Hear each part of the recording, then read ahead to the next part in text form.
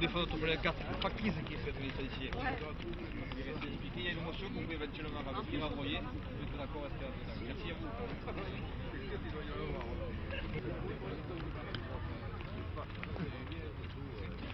Sur la poste, elle préfère balancer 50 000 € s'il fallait que vraiment. C'est pas une carte d'essai pour elle. Bonjour, je suis Christelle Gorgoni, factrice à Capestan, et au jour d'aujourd'hui, j'attends mon recommandé qui va me stipuler si je suis, me convoquer à une commission disciplinaire pour un licenciement. Donc en fait, la Poste me reproche en fait de ne pas avoir distribué de la PN, la publicité non adressée, les prospectus des magasins qu'on distribue, le privé, la Poste aussi. Voilà, donc là, à l'heure actuelle, j'en suis là. Alors on m'a reproché ça parce que le vendredi de la semaine, je ne me rappelle plus, ils ont retrouvé la publicité dans ma voiture de la Poste, bien sûr. Il faut savoir que le jeudi, j'étais au conseil syndical à Montpellier, conseil syndical de Sud, PTT. Et le samedi, j'étais en grève, parce qu'il y avait un préavis de grève régional de Sud PTT. Donc voilà. Donc ils n'ont pas, apprécié de retrouver de la publicité dans la voiture. J'ai pas fini de la distribuer. Ce qui pose vraiment problème, c'est que Christelle est aussi une syndicaliste et que la mesure qui va jusqu'au licenciement sans qu'il y ait eu préalablement de blâme ou de procédé est absolument extraordinaire et ça va dans le sens de la criminalisation de l'action syndicale. Donc je pense que tous les salariés, tous les élus, tous les responsables doivent être solidaires aujourd'hui de Christelle et doivent prendre position sur cette question parce qu'aujourd'hui c'est elle, mais demain ce sera un autre. Voilà, ce sera quelqu'un d'autre. Et il ne faut pas laisser faire. Voilà. Donc nous on est tous solidaires et je pense que ce serait bien qu'il y ait un large front qui se constitue à cette occasion avec tous ceux qui sont attachés à l'exercice des libertés syndicales chez les salariés. Voilà. On peut rajouter quand même qu'au-delà même des faits qui lui sont reprochés, c'est véritablement une attaque contre le mouvement syndical, mais c'est aussi une attaque contre le droit de grève, puisque comme elle vient de le dire, elle est reconnue comme militante syndicale avérée, et d'autre part, comme il y avait un mouvement de grève dans la période où on lui reproche les faits reprochés, bien évidemment, la Poste est allée même jusqu'à dire qu'il fallait qu'elle prenne les dispositions pour pouvoir passer le trafic et anticiper le mouvement de grève. Donc on voit bien de quoi il retourne derrière cela, la Poste ne l'écrira jamais.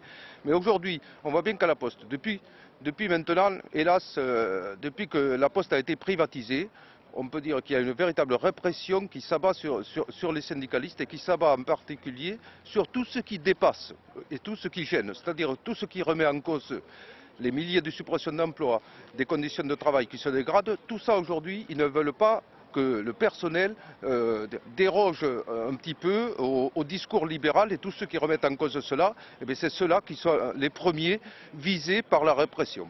Ce que d'ores et déjà on a fait, nous, on a lancé une pétition vers tous les postiers de l'Hérault, naturellement, au niveau en interne. Dès que la sanction sera annoncée, on envisage d'ores et déjà de créer un front syndical et il n'est pas impossible qu'on aille, si la Poste tout au moins ne veut pas renouer le dialogue, qu'on aille vers un mouvement social, c'est-à-dire vers un mouvement de grève important dans ce département d'ici quelques jours. Nous, on ne le souhaite pas. La balle, quelque part, est dans le jeu de la Poste. Mais on verra bien, si la Poste ne joue pas l'apaisement, on peut aller vers un conflit frontal. Notre présence ici aujourd'hui, par contre, a un autre objectif, c'est de sensibiliser et la population, et les usagers, et les élus, pour leur demander de nous apporter leur soutien au travers d'une motion qu'ils pourraient présenter dans leurs conseils municipaux respectifs. Il y a une motion que nous proposons à l'ensemble des élus, à l'ensemble des conseils municipaux, voire du conseil général de l'Hérault, que nous souhaitons et que nous demandons donc aux élus d'adopter en séance plénière dans leurs réunions respectives. Cette motion qui naturellement demande en priorité qu'aucun licenciement ne soit prononcé contre Christelle Gorgoni, notre collègue de Capestan. On la soutient dans son effort parce que c'est absolument inadmissible, sans débat, de porter à préjudice aux employés comme ça, sur une chose qui est tout à fait normale. Le droit de grève existe encore en France. Je suis Cyril Lopez, conseiller délégué de la mairie de Nice-en-Lez-en-Sérune, et je trouve absolument inadmissible ce qui se passe au niveau des services postaux de la société qui est maintenant privatisée. On voit tous les jours, et les concitoyens nous le font remarquer, une perte de service.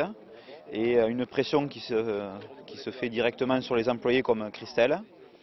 C'est un déni de démocratie. Nous avons des gens qui vivent dans les écarts, qui n'ont plus le courrier, qui sont obligés de faire plusieurs kilomètres pour aller récupérer leur courrier dans des postes qui changent, je ne dirais pas tous les jours, mais 3 fois par mois.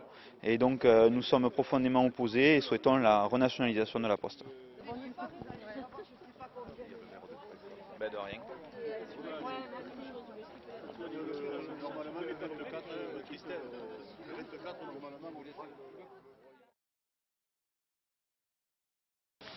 Peut-être qu'on l'envoie à toutes les communes, moi, du point de vue d'une commune, qu'on l'envoie à toutes les communes, tu vois. Oui.